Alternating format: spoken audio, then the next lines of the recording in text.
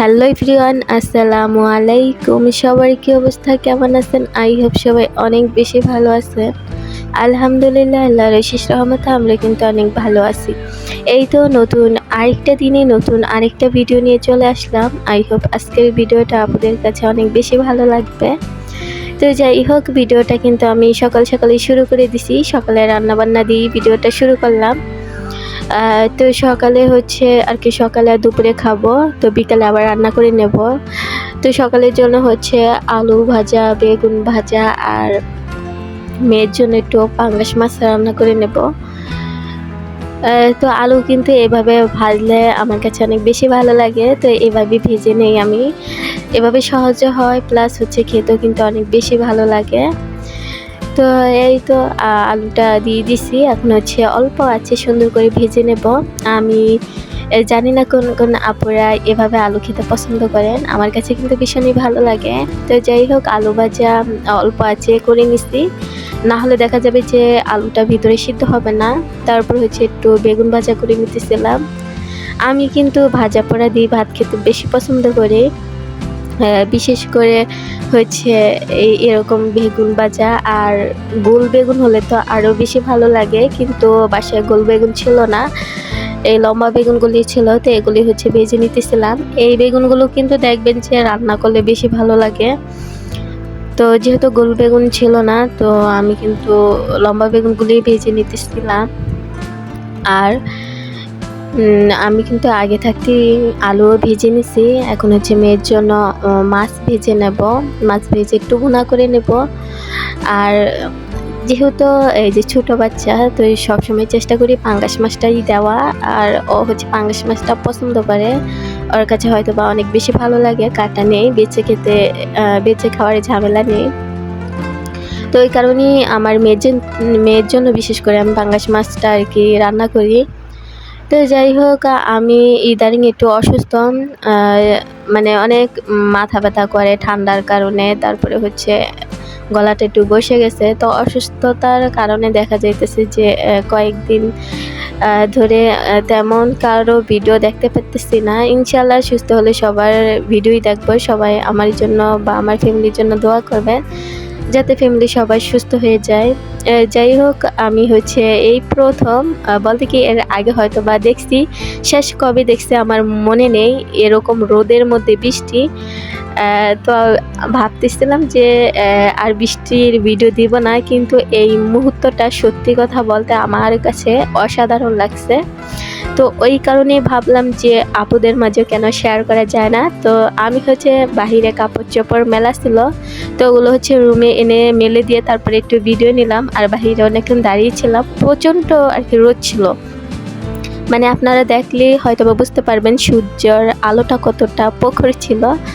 আর এত পরিমাণে রোদের মধ্যে এত ভারী বৃষ্টি আমি কখনোই দেখিনি। এই হয়তো বা আমি শেষ কবে দেখছি আমার মনে নেই, ওই কারণে বলতেছি যে এখনই আমার মনে হয় যেমন আমি প্রথম দেখলাম এত প্রখর রোদে এত বৃষ্টি। এর আগে হয়তো আমি কখনো দেখছি না, আমার জানা নেই।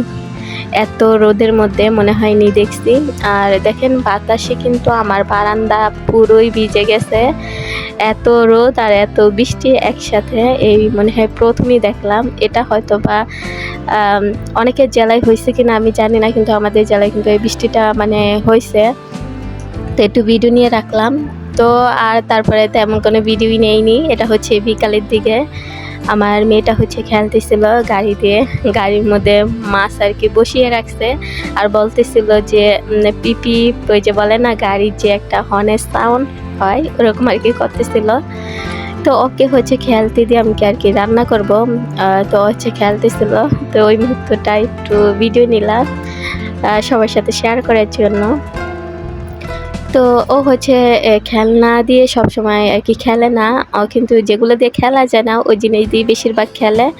ওর এত খেলনা যে রাখার জায়গা নেই। তারপরে এদিক সেদিক পড়ে থাকলে আমি এক জায়গায় আর কি নিয়ে রাখি, পরবর্তীতে হয়তো বা খুঁজতে পারে যে আমার এই খেলনাটা কই বা এটা কোথায়। তো এই কারণে সব খেলনা একসাথেই রেখে দেই, পরবর্তীতে হচ্ছে যখন চায় তখন দিতে পারি।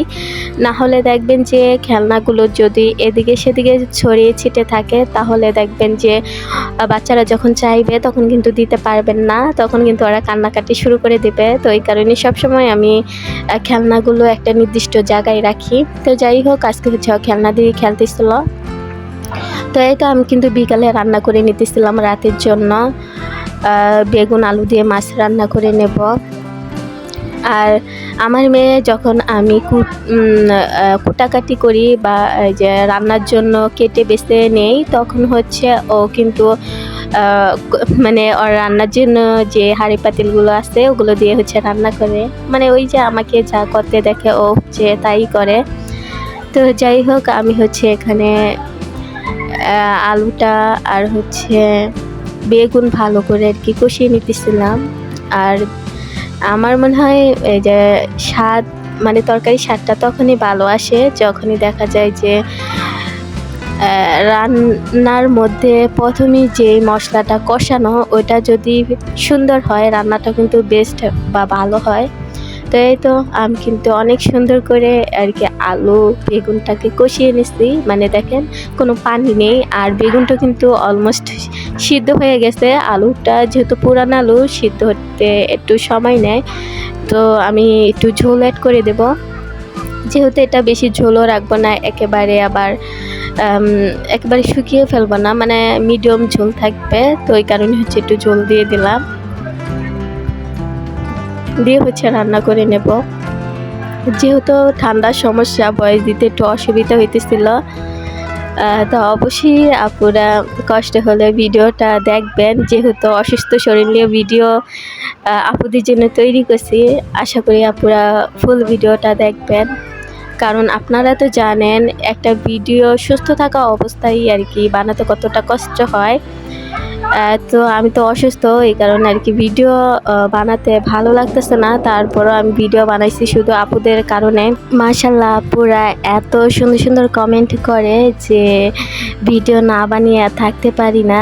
তো ওই কারণেই দেখা যাইতেছে যে অসুস্থ শরীর নিয়ে আর কি ভিডিও বানানো। তো আপুরা সবসময় এভাবে আমার পাশে থাকবেন, ইনশাল্লাহ আমিও চেষ্টা করব সবার পাশে থাকার।